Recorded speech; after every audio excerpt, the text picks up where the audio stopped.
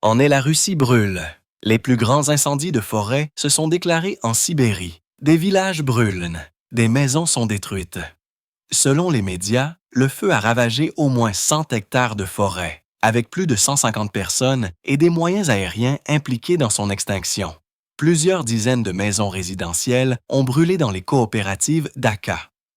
Le soir, le feu était devenu un feu de cime et a commencé à se déplacer vers la colonie. Les habitants se préparent à une éventuelle évacuation. Des photos terrifiantes et choquantes, ainsi que des vidéos dramatiques capturées dans les zones touchées et dévastées par le feu, se répandent actuellement rapidement partout sur les médias sociaux et les organes de presse. Examinons cela de plus près ensemble. Voici le bâtiment qui a été touché. Voici la sphère. Mais où est mon sac? En fait, où est-il maintenant? Mon sac de forgeron fiable. Où est le sac? Où se sont-ils enfuis? Je me demande. Où se sont-ils enfuis?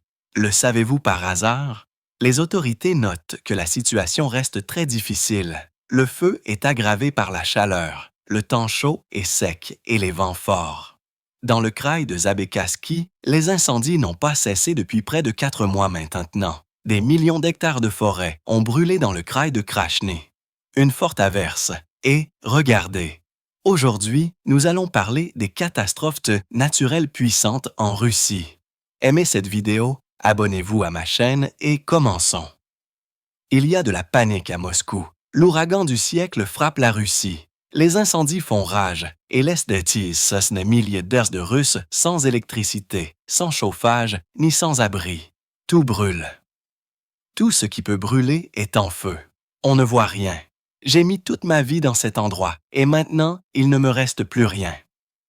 Regardez, les voitures fuient parce que leurs pneus fondent à cause du feu. Je n'ai pas de passeport. Nous n'avons rien. Tout ce que nous avions a brûlé. Nous avons seulement réussi à nous sauver. C'est le karma en Russie, un état d'urgence. Plus de 150 000 Russes sont privés d'électricité. Une évacuation à grande échelle a commencé. Les routes sont bloquées, tout est fermé. Incendies et ouragans massifs. Des dizaines de villages sont engloutis par les flammes. Le feu s'est dangereusement approché des grandes villes. La situation la plus difficile se trouve dans le kraï de Krasnoïarsk et la République de Khakassie. Ils klaxonnent. Nous courons parce que les flammes viennent vers nous. Oh mon Dieu, juste comme ça, le voilà. Le feu juste à côté de nous. Il emporte les gens, emporte les maisons. Un vent de force d'ouragan a frappé plusieurs régions de Russie à la fois et de puissants incendies détruisent la Sibérie. Toute ma vie et et c'est ici. Tellement de choses ont été investies ici et maintenant tout est parti. Juste comme ça, l'autoroute fédérale Chita a été fermée à cause du feu infernal. Les forêts près du village d'Atamanovka brûlent. Près de 200 Russes, un hélicoptère Mi-88, un Il-76 et 2 avions amphibies B-200 luttent actuellement contre le feu. Plusieurs maisons ont déjà brûlé. Les habitants évacuent en masse. La situation est aggravée par des vents forts. La fumée a déjà atteint Chita. Des incendies font rage simultanément à Kouzbas, Khakassie, Ali Kraï et le kraï de Krasnoïar. En raison des vents violents, les incendies se propagent rapidement et détruisent des villages entiers en Sibérie. Des vents de force d'ouragan et de fortes pluies ont également frappé les régions de Kiev, Novosk et Koutsk. Selon le ministère russe de l'énergie, les pannes de courant causées par le mauvais temps ont touché plus de 150 000 Russes. La situation reste difficile, même si le vent s'est calmé. Comme vous pouvez le voir, il est toujours présent. De plus, selon les prévisions, au cours des 7 prochains jours, la vitesse du vent pourrait atteindre 20 mètres par seconde. C'est plus qu'il n'en faut pour provoquer des feux de steppe. Par conséquent, une fois de plus, je tiens à exhorter tous nos habitants à manipuler le feu avec une extrême prudence. Un vent de force d'ouragan a frappé la Sibérie. Il arrache les toits, brise les lignes électriques et contribue à la propagation rapide des incendies de forêt. Des dizaines de villages sont engloutis par les flammes. Le feu s'est dangereusement approché des grandes villes. La situation la plus difficile se trouve dans le kraï de Krasnoïarsk et la république de Khakassie. Dans l'oblast d'Irkotsk, 17 maisons ont déjà été perdues et 100 000 personnes sont privées d'électricité. Dans le kraï de Krasnoïarsk, 33 000 sont privés d'électricité. Et à Khakassie, il y a officiellement 40 blessés. Des dizaines d'incendies, un mur de flammes s'étendant sur près de 80 km. Extrêmement exigeant et très difficile, brûlera dans le kraï de Zabikoï. Les incendies n'ont pas cessé depuis près de 4 mois maintenant. Des millions d'hectares de forêt ont brûlé. Les incendies se sont déjà approchés de Chita. En ce moment, la forêt près du village d'Atamanovka brûle à seulement 18 km de la ville. Des feux de forêt paysagers font rage près d'Abakan et de Minousinsk. Le feu approche des maisons. Les gens sont évacués d'urgence et ceux qui restent sont invités à lutter contre les flammes avec des pelles. Selon la chaîne Telegram Tchaï à Krenars, le vent a arraché les toits. Une femme est décédée après être tombée d'un balcon. Le long de la route menant à l'aéroport, il y a un mur de feu qui est arrivé juste à la piste. Dans de nombreuses régions de Sibérie, il y a des coupures d'électricité et d'eau. Généralisées. Les pompiers n'ont pas réussi à vaincre les flammes depuis 5 jours maintenant. Le feu s'approche dangereusement des maisons. Au moins 3 d'entre elles ont déjà brûlé. Regardons ces images. Le feu a traversé l'autoroute Chatazobikas que les autorités ont été obligées de fermer. Amis, nous réalisons constamment des blogs pour vous sur les inondations à Sotchi, sur les averses infernales, les tornades et les ouragans à Moscou. Et maintenant, la Sibérie brûle. Tout ce qui reste de la vie précédente est en cendres. Le feu, alimenté par des vents de force d'ouragan, a consumé à la fois la maison et tous leurs biens. Voitures, meubles, vêtements. Maintenant, tout cela n'est que cendres. Tout le district a littéralement essayé d'éteindre le feu, mais la famille Malagan et leur fille de 6 ans ont absolument tout perdu. Sans aucun document, je ne peux même pas restaurer ma carte SIM parce que je n'ai pas de passeport. Nous n'avons rien. Il va tout emporter. Nous avons seulement réussi à nous sauver. Il ne reste que des larmes et des milliers de questions. Que se passe-t-il ensuite? La famille Antoken a également perdu sa maison. C'est la rue voisine. Victoria, la mère de 2 enfants mineurs, s'abritait chez des proches à Labakan pendant l'ouragan. Maintenant, il n'y a essentiellement plus d'endroits où retourner. Des ruines et la coquille solitaire d'un poêle. Le toit a pris feu et c'est tout. Tout a brûlé en 5 minutes. Le chien a brûlé. Les hangars ont brûlé. Tous les bâtiments, tout. Il ne reste rien. Bien sûr, c'est absolument terrifiant. Maintenant, nous avons réussi à quitter la maison avec les enfants à l'avance lorsque l'herbe a pris feu pour la première fois. Le champ voisin, en particulier celui d'où le vent soufflait vers les maisons résidentielles, est devenu le conduit des incendies. Sana Kazigasheva a été parmi les premières à perdre sa maison.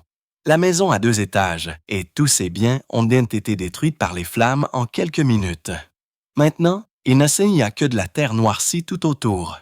C'est à cette extrémité de la rue que le feu a commencé. J'ai eu peur, ça.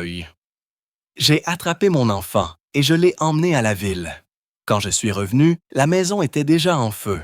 À la communauté de jardinage de Vizna, un total de 5 maisons ont été détruites, ce qui signifie que 5 familles ont tout perdu en même temps. 14 parcelles ont été endommagées dans une certaine mesure. À Velsapog, 2 maisons ont brûlé. Dans l'ensemble, pendant la tempête dans le district de Bakanski aux États-Unis, 17 maisons privées et 6 immeubles d'habitation ont été endommagés, ainsi que 3 jardins d'enfants, 6 centres communautaires et 2 fermes. Les autorités ont formé une commission pour évaluer l'ampleur et dresser une liste des personnes qui ont besoin d'une aide financière. Nous déterminons l'étendue des dommages, faisant ce que nous pouvons. Si nos propres ressources financières ne suffisent pas, alors bien sûr, nous nous tournerons vers la République pour obtenir de l'aide, c'est certain. En ce moment, nous aidons les gens de toutes les manières possibles. Si quelqu'un n'a nulle part où loger pendant cette période difficile et éprouvante et n'a pas de parents ou de famille proche vers qui se tourner, nous lui fournissons un logement social. Quant aux causes, bien sûr, de nombreux facteurs sont en jeu. Cela comprend les vents de force d'ouragan et aussi les mesures de prévention des incendies que les autorités devraient prendre à l'avance ou leur négligence de ces mesures. Les parcelles abandonnées envahies par les mauvaises herbes sèches représentent un danger majeur en ces temps-là. Cependant, chacune de ces parcelles a son propriétaire. Les mesures les plus strictes seront prises en collaboration avec le bureau du procureur. Nous avons déjà échangé des informations avec le district de Sbakanski. Nous préparerons des documents pour effectuer des inspections foncières municipales. Évidemment, pour de nombreux habitants de Kakassi, l'ouragan et les incendies récents ont été un véritable choc. La force terrifiante et incontrôlable de la nature s'est transformée en un terrible brasier. Maintenant, un nouveau malheur est apparu, un avec un visage très humain.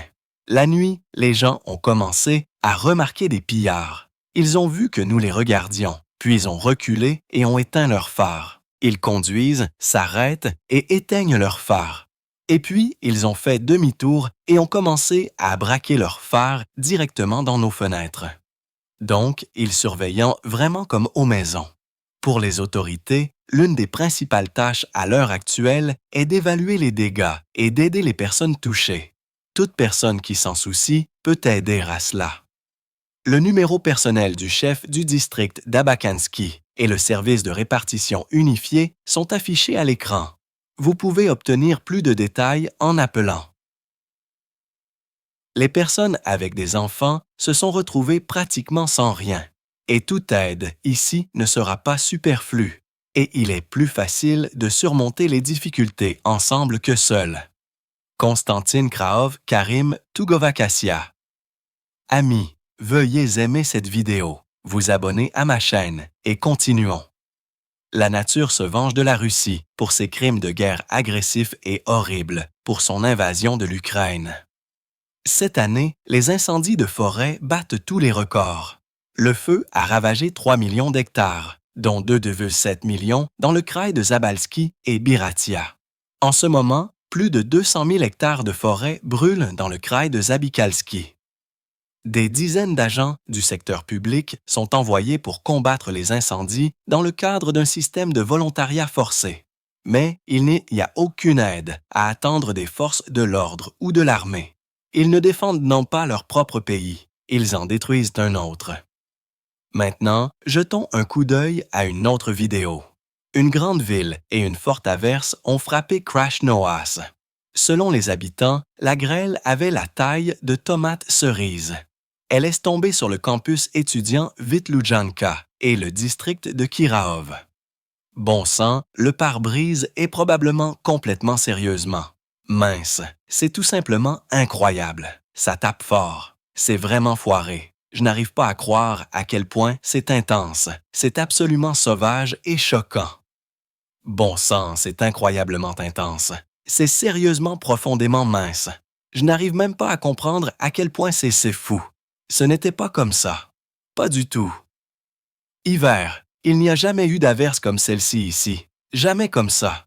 Il n'y a pas eu d'averse. Et de l'autre côté, qu'est-ce que c'est que ça? C'est du vrai eau.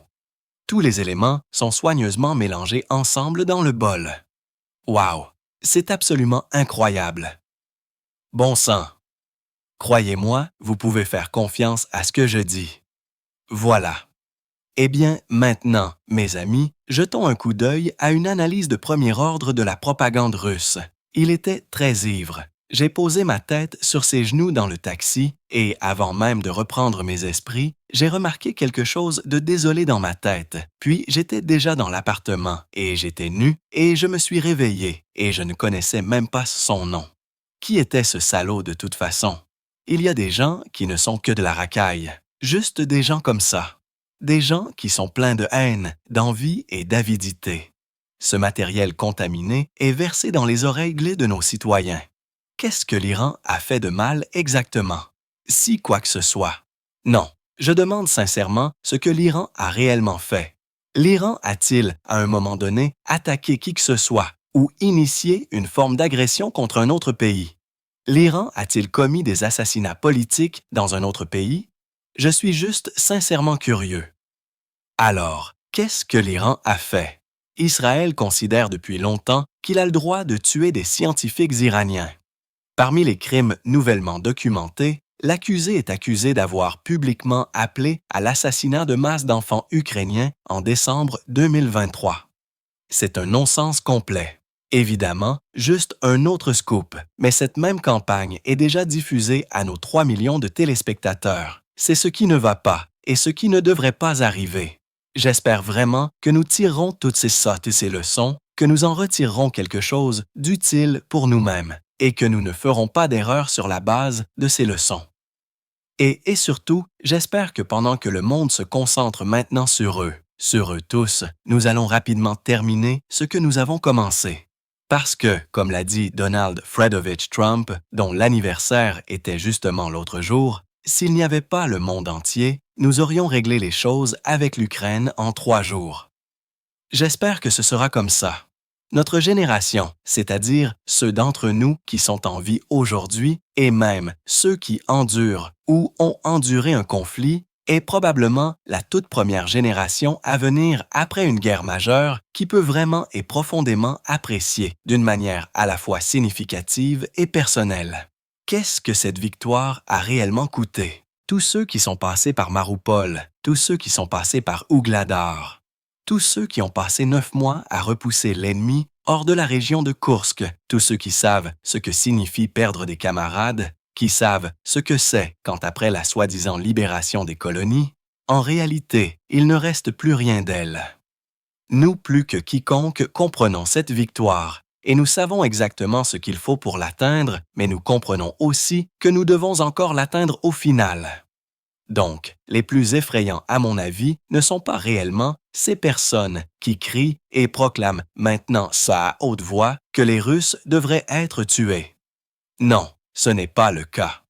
Les plus effrayants sont ceux qui ont maintenant 7, 8 et 9 ans parce que, dans 10 ans, ils seront des crapules complètes, ayant appris dès la première année qu'ils ont un ennemi qui doit être détruit et il n'y aura pas d'autres sentiments, pas d'autres émotions en eux. Si la génération actuelle a encore des parents qui ont vécu l'Union soviétique, ils pourraient encore être capables de dire quelque chose, peut-être, à un moment donné, vous savez, autour de boulettes. Mais pour ceux qui ont maintenant 7, 8 ou 9 ans, eh bien, excusez-moi, ce seront les plus effrayants. C'est vraiment complètement désespéré, une cause perdue, vraiment. Et cela est maintenant discuté presque au niveau officiel. S'ils avaient signé en 2022, ils n'auraient pas perdu autant qu'ils sont assurés de perdre aujourd'hui. De plus, en s'accrochant à ces positions, Zelensky nous oblige essentiellement à avancer et donc à prendre de nouveaux territoires. En fait, nous nous retrouverons dans une situation où nous arriverons sur un certain territoire, les gens croiront à nouveau en nous et nous ne pourrons pas quitter ce territoire parce qu'alors, eh bien, vous comprenez ce qui se passerait. Une femme veuve devrait imiter la bienheureuse Xenia, une femme qui, après s'être mariée une fois, ne s'est plus jamais donnée à personne d'autre. Elle ne s'est plus jamais maquillée. Elle a enterré son mari et a enterré son cœur avec lui. Et elle a donné son âme et son corps à Dieu et est devenue une sainte. Alors maintenant, elle aide tout le monde. Et maintenant, il y a beaucoup de veuves. Et les veuves peuvent être différentes. Certaines sont, comme le dit Paul, à la recherche du plaisir, comme si leur mari était mort. Mais celles qui se souviennent de leur mari ont honte de se donner à un autre homme parce qu'il n'y a pas de mort. Le mari regardera depuis l'autre monde. C'est en quelque sorte honteux. Après tout, une couverture ne cache pas une personne aux yeux de Dieu ni aux yeux de ceux qui y vivent. Je crois, et je tiens à souligner, que ce n'est bien sûr que mon opinion personnelle, mais je pense qu'il est absolument nécessaire que nous annoncions officiellement une mobilisation. Nous devons commencer à préparer bien à l'avance au moins 500 000 personnes. Et de manière réaliste, nous devrions viser un total de 1 million d'individus. Ces personnes devraient être appelées, rassemblées, et nous devons commencer à les former dès que possible, en veillant à ce qu'elles soient prêtes à toute éventualité. Préparez-les au fait indéniable que la guerre a déjà commencé, ce que nous savons déjà être la Troisième Guerre mondiale. Mais maintenant, elle a pris de nouvelles formes et un nouvel élan, pour que personne ne songe même à jouer avec nous comme ils l'ont fait avec tous les autres pays. Et maintenant, même avec une course, croyez-moi, nous devons tous nous unir pour nous rassembler à tous les niveaux. Amis, merci d'être avec moi. Veuillez aimer cette vidéo et vous abonner à ma chaîne YouTube. Nous gagnerons assurément. Gloire aux forces armées d'Ukraine.